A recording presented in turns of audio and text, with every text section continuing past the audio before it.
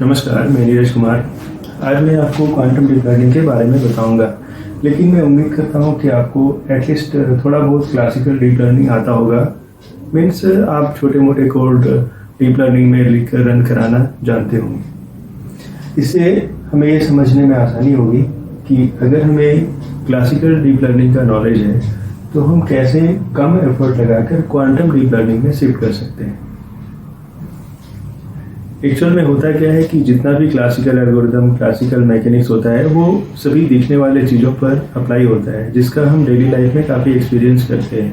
तो इसलिए क्लासिकल चीज़ों को सीखना ज़्यादा आसान होता है, लेकिन क्वांटम मैकेनिक्स और क्वांटम रिलेटेड एप्लीकेशंस और एल्गोरिदम्स वो काफ़ी सूक्ष्म चीज़ों पर अप्लाई होता है, जैसे इलेक्ट्रॉन लेवल पर, पॉजिट्रॉन लेवल पर और भी नीचे के लेवल पर। जहाँ पर क्लासिकल मैकेनिक्स या फिर क्लासिकल एल्गोरिदम्स का बाउंड्री ख़त्म होता है, वहीं से ये क्वांटम मैकेनिक्स या क्वांटम एल्गोरिदम्स और क्वांटम सिस्टम इंटर करता है, जिसके कारण क्या होता है कि हम इसको आसानी से एक्सपीरियंस नहीं कर पाते। लेकिन बहुत सारी जगहों पर जो टेक्नोलॉजिकल गैप है उसको क्वांटम सिस्टम, क्वांटम एल्गोरिदम काफ़ी सक्सेसफुली भरने में सफल रहा है। तो अब स्टार्ट करते हैं कि अगर हमारे पास एक क्लासिकल डीप लर्निंग का फ्लो आर्किटेक्चर है, मतलब हम किसी भी क्लासिकल डीप लर्निंग को एक सिंपल फ्लो से कैसे दिखा सकते हैं। तो सबसे पहले हम क्या करते हैं, क्लासिकल डेटा लेते हैं, उसके बाद इनपुट लेयर में कन्वर्ट करते हैं उसको। तो इनपुट लेयर में कैसे कन्वर्ट करते हैं, आप वन हॉट इनकोडिंग करते हैं, आप एम्बेडिंग लगाते हैं, कुछ केसेस में एडवांस ट्रांसफार्मर एक्सेट्रा में आप पोजिशनल इनकोडिंग लगाते हैं टू एक्सप्लेन द पोजीशंस। उसके बाद क्या करते हैं, आपका हिडन लेयर डिज़ाइन होता है। हिडन लेयर क्या होता है, वहाँ पर आपका फुल नेटवर्क होता है जिसको आप LSTM, RNN, CNN, transformer etcetera लगा के बनाते हैं। उसके बाद एक फाइनली एक आउटपुट लेयर होता है। आउटपुट लेयर ही आपका मेन प्रेडिक्शंस करता है। यहाँ पर आप क्लासिफिकेशन करते हैं, रिग्रेशन करते हैं, सीक्वेंस प्रेडिक्ट करते हैं। उसके बाद एक लॉस फंक्शन होता है। लॉस फंक्शन एक्चुअल में आपको ये बताता है कि आप ट्रेनिंग के समय में आपका एक्चुअल प्रेडिक्टेड वैल्यू, आपका जो प्रेडिक्टेड वैल्यू है, जो सिस्टम ट्रेनिंग के समय में प्रेडिक्ट करना के सीख रहा है, वो एक्चुअल वैल्यू से कितना दूर है। उसके बाद हम ऑप्टिमाइजर लगाते हैं। तो ऑप्टिमाइजर क्या होता है, वो सेट ऑफ फंक्शंस होता है या सेट ऑफ एल्गोरिदम्स होता है जो ये बताता है कि हमें लॉस को कम से कम करने के लिए नेटवर्क के वेट्स में और अदर पैरामीटर्स में जो आपने यहाँ पर बताया है उसमें क्या चेंजेस करने चाहिए।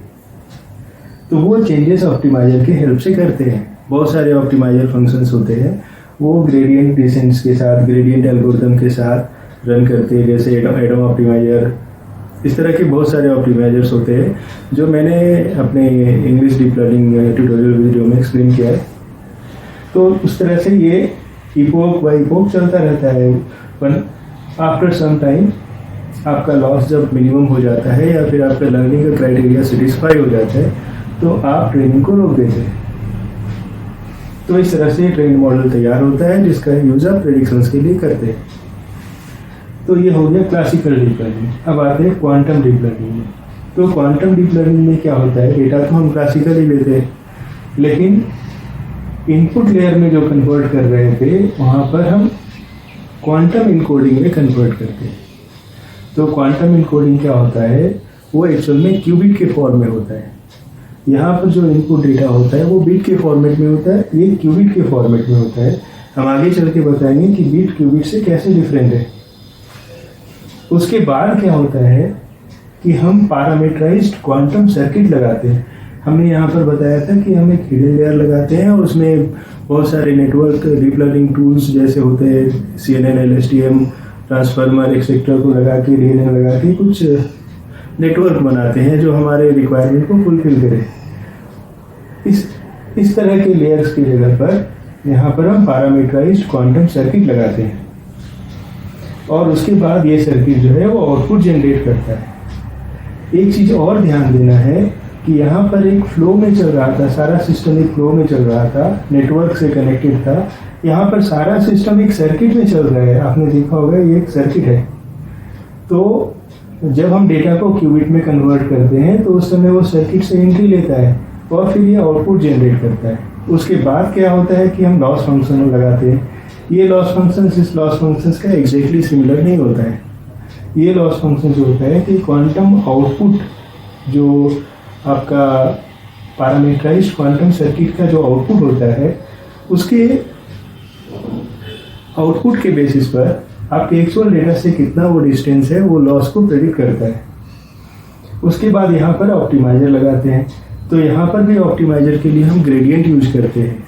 तो एक्चुअल में ग्रेडियंट, यहाँ पर जो ग्रेडियंट होता है वो क्लासिकल डीप लर्निंग में लगाने वाले ग्रेडियंट से डिफरेंट होता है। यहाँ पर शिफ्ट पैरामीटर और बहुत सारे डिफरेंट मेथड्स के बेसिस पर हम ग्रेडियंट्स कैलकुलेट करते हैं और फिर यहाँ भी ऑप्टिमाइजर फंक्शंस लगाते हैं। उससे हमें वो पैरामीटर शिफ्ट मिलता है, पैरामीटर का वैल्यू मिलता है और वेट मिलता है, जिसके बेसिस पर हम पैरामीटराइज्ड क्वांटम सर्किट से वैल्यूज़ को अपडेट करते हैं और वेट्स को अपडेट करते हैं और इस तरह से ये प्रोसेस कंप्लीट चलता रहता है। तो आफ्टर सम टाइम, जैसे कि क्लासिकल डीप लर्निंग में होता है, आफ्टर सम टाइम जब हमें लगता है कि ये एक ऑप्टिमल लॉस को अचीव कर चुका है या ऑप्टिमल एक्यूरेसी को अचीव कर चुका है या हमारा स्टॉपिंग क्राइटेरिया को अचीव कर चुका है, हम रुक जाते हैं। वैसे ही हम यहाँ भी करते हैं। तो अब आपको समझ में आ गया होगा डिफरेंस। तो अब नेक्स्ट चीज़ क्या है कि क्लासिकल डेटा को छोड़कर ये सारा जो प्रोसेस है वो टोटली डिफरेंट है। इसको समझने के लिए हमें कुछ और चीज़ों को जानना होगा, अदरवाइज हम इन सारी चीज़ों को नहीं समझ सकते। तो उसमें पहला है quantum entanglement and quantum superposition. उसके बाद हम जानेंगे बिट वर्सेस क्यूबिट। इसके बिना जानकारी का ये क्वांटम सिस्टम को समझना बहुत मुश्किल है। हम एक कंप्लीट ट्यूटोरियल में हम कवर करेंगे जो डिफरेंट पार्ट्स में हो सकता है। क्वांटम एंटेंगलमेंट क्या होता है, क्वांटम सुपरपोजिशन क्या होता है, बिट वर्सेस क्यूबिट क्या होता है, क्वांटम सर्किट्स कैसे डिज़ाइन किया जाता है, क्वांटम डीप लर्निंग आर्किटेक्चर कैसा होता है। अभी हमने बताया कि क्वांटम डीप लर्निंग का फ्लो कैसा होता है। अब हम बताएंगे कि जब आपको क्वांटम सर्किट डिज़ाइन करना आ गया तो जैसे आप यहाँ पर सर्किट डिज़ाइन करते थे, नेटवर्क डिज़ाइन करते थे, वैसे डीप लर्निंग आर्किटेक्चर कैसे डिज़ाइन करेंगे। उसके बाद basic quantum artificial neural network का जो बेसिक फंक्शनलिटीज़ होता है उसको क्वांटम डीप लर्निंग से कैसे अचीव करेंगे। उसके बाद फाइनली मैं आपको बताऊंगा क्वांटम CNN के बारे में कि क्वांटम CNN, ट्रेडिशनल CNN का आपको नॉलेज है तो क्वांटम CNN कैसे बना सकते हैं।